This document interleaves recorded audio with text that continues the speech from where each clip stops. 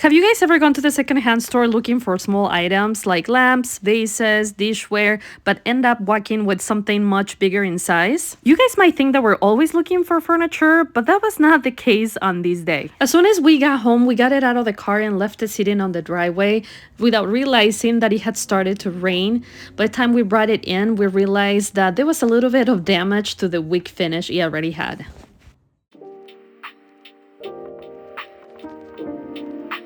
Welcome back, this is Melissa from A Life Refurbished, and today we have a smaller size cabinet. The top is made out of laminate that's very scratched up, so for sure I know that I'm gonna sand that and paint for the rest of the body. I'm not sure if I'm gonna go with a ball color or stain it. It's all going to depend how it sands. You can see that the finish is just coming up from it.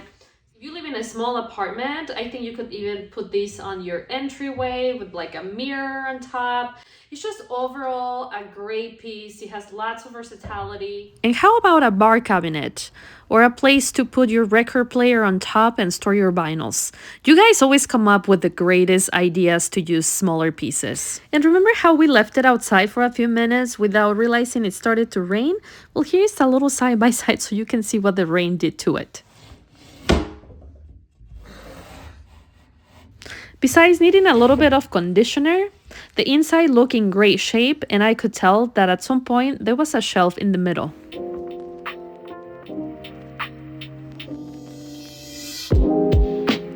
The very first thing we're gonna do is get rid of the glue residue from the price tag. And we're just gonna let it sit for a couple of minutes before scraping it off. So I'm using this Goof Off. It has adhesive gunk remover in it.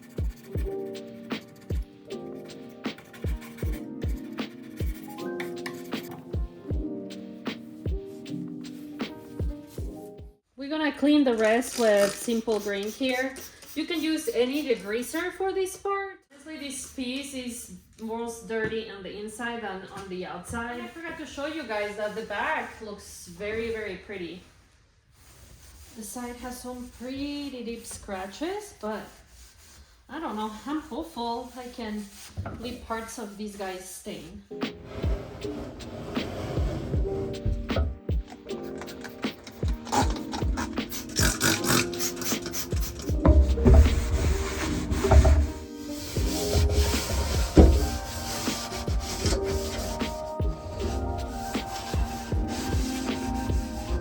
When I first brought it home, I thought about adding metal legs to it to add a little shine to it, but these ones are actually growing on me, so I think I might leave them.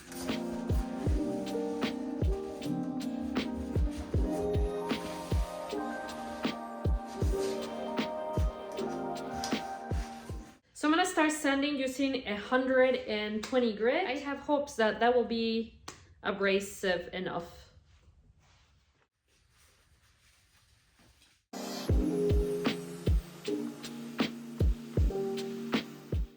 Have you guys noticed all the 90-degree angles this piece has? Well, after I'm done sanding the top, I'm gonna go ahead and focus on those first because they're gonna be a little bit more challenging. I'm gonna be using both the square Surfprep sander and my scraper. I have found the carbide scraper extremely useful, so if you are new or experienced refinisher and you don't have one of these, you don't know what you're missing out because it saves me a lot of time. Most of the times you guys see me use the Surfprep sander, but I refinished my dining set with this cordless sander from Harbor Freight. Very inexpensive. I'm showing you another option on the screen that helps you get into all those details. That sander right now is only $24 on Amazon. So I'm just giving you options. Just because you don't have a fancy sander, that doesn't mean that you can't tackle a project like this one.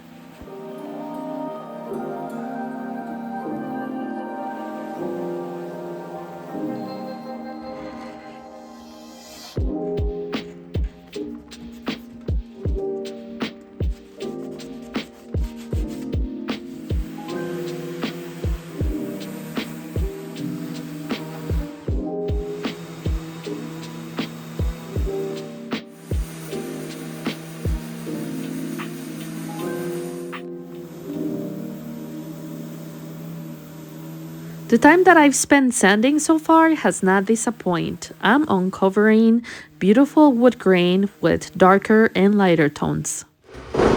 You know what comes with a beautiful backing? More sanding and scraping. If you're new at using the scraper, get a feel for it first. Some finishes require less force than others to remove. It's better to start applying less pressure at the beginning to make sure that you don't leave marks in the wood, and to always use it in the direction of the wood grain. And if you have a dust vacuum, make sure that the hose is always attached to your sander. Since I'm going to be sanding a curvy side, I pulled out the bendable abrasive from Surfprep here. Remember, you can also find bendable attachments on Amazon, and you can also use them to polish hardware. I'm using it to polish the circumference of the finger pull here, but to clean the rest, I'm going to be pouring Barkeeper's Friend and let it sit for a few minutes. I was looking for a small object that could help me spread out the Barkeeper's Friend on the surface, and I ended up finding this spatula, which to my surprise worked really well. I have a little bit of steel wool. Basically, I'm just using the steel wool to scrub the inside. Since I'm counting on some of the Barkeeper's Friend to spill out of the finger pull, I pour water into a container to help me wipe it back. After I'm done doing this, I'm gonna wash the whole cabinet. Because Barkeeper's Friend can also bleach the wood, I want to make sure that I wipe it back immediately.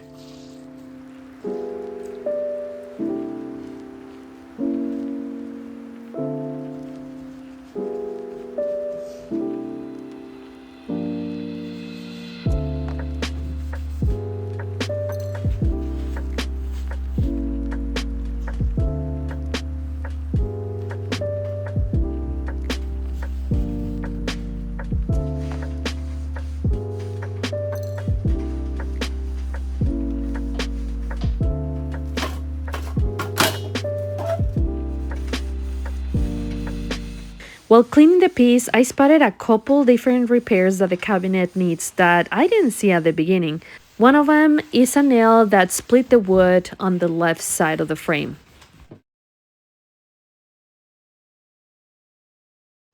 This beautiful walnut now is completely cracked because of the nail. With the splitted wood, the corner became loose. After removing the nail here, I'm gonna be applying glue and clamping it to stabilize it. Okay, I'm just gonna glue it and clamp it.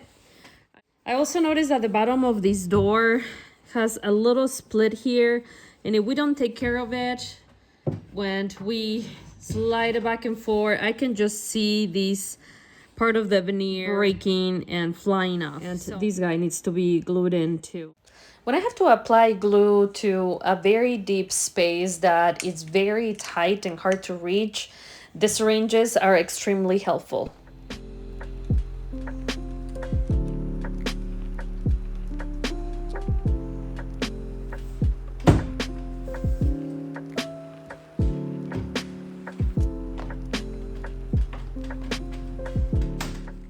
Oops, I almost forgot to add glue to the bottom of the door, so let's do that.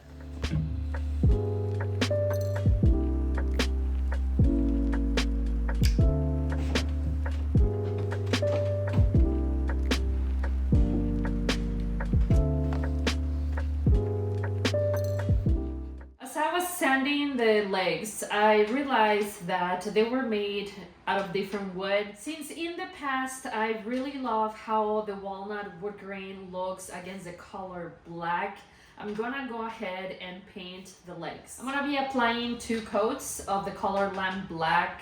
This is a milk paint from General Finishes. I have a little bit of paint left. I just added a little water to it, and I'm gonna go straight from the can.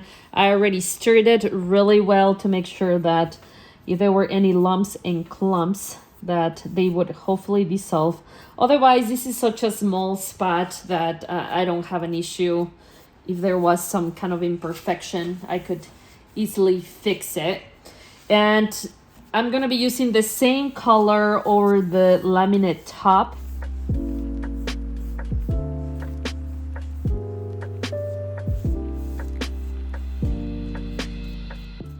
Before we start painting the top though, there is one scratch it's a little deep and it's gonna be visible if I paint over it. So I'm just using some wood filler here to cover that up, and while that dries, I'm taping around it so that when I paint, I don't have any paint drips on the sides.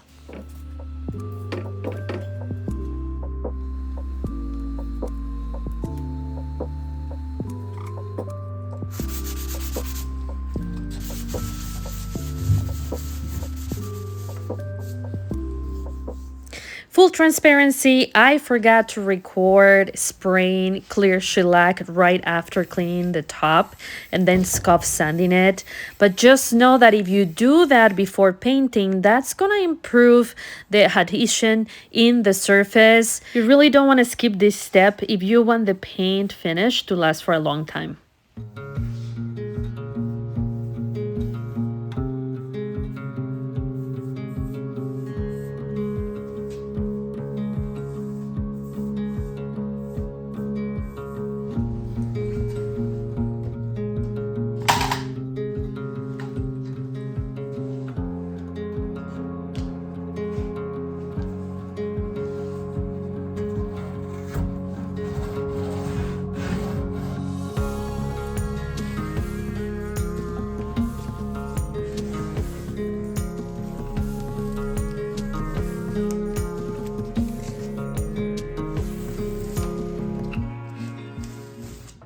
It's been 72 hours since I applied the last coat of paint on the top, and today I want to use a wood conditioner on the rest of the piece because I'm concerned that my finish is gonna look patchy, especially on that one side. I'll show you what I'm talking about here, because it didn't matter how much I sanded, the patchiness wasn't going away. Right here is the part that I'm worried about. It is made out of wood veneer. The rest is solid wood, but not this part, so I can't sand too much, not unless I blow through the veneer, and I really don't want to, obviously. If I have to stain that side to make sure that the rest of the piece looks cohesive, I will. So let's get started.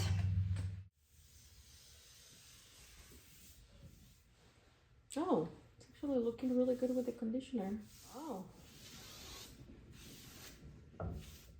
Doesn't look so bad. The most important part here is that we don't want to let the wood conditioner dry before wiping the excess off. I would just say just do it right away, and we're just gonna let it sit here for a half hour before we stain. You can see a little bit right here. It looks a little darker, but it's not really that bad. So I think I'm just gonna treat the rest of the cabinet the same way.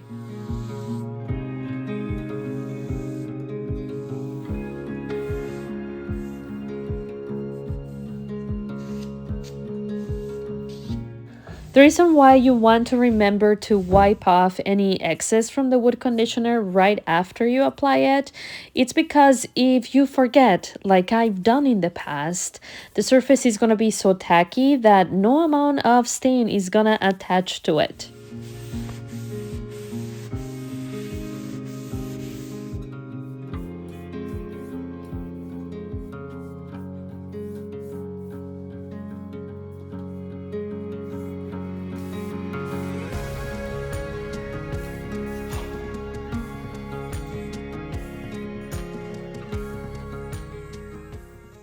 I don't want to make any drastic decisions too soon, but it's looking like I want to leave this wood as is. It is just absolutely stunning. I don't think I need a stain, you guys.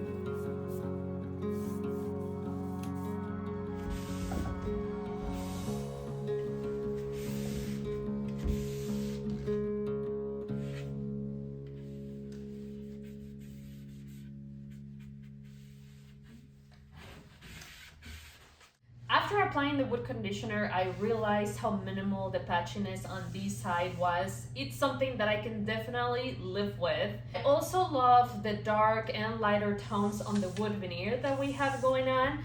For that reason, I'm gonna go ahead and not even stain it, which means we get to apply a top coat today. Oh, nah. Girl, go back inside. Go, go. Good girl. Since I use an oil-based wood conditioner, I'm gonna go ahead and apply a top coat that's also oil-based. What I'm gonna do is to make sure that you give it a good shake, which I already did. Just like the name says, we're just gonna wipe it on. You're gonna wait 2 to 3 hours for it to dry, and then you can go ahead, scuff sand with a 220 grit. I have a lint-free towel here that I'm gonna be using to apply all over the surface. This wipe on poly has a satin finish to it. It's gonna make our wood shine. Obviously you wanna have gloves on because otherwise you're gonna get that messy all over your hands, and I don't think you are gonna like that. And you don't need a lot of it. You're gonna see how shiny and healthy that wood looks.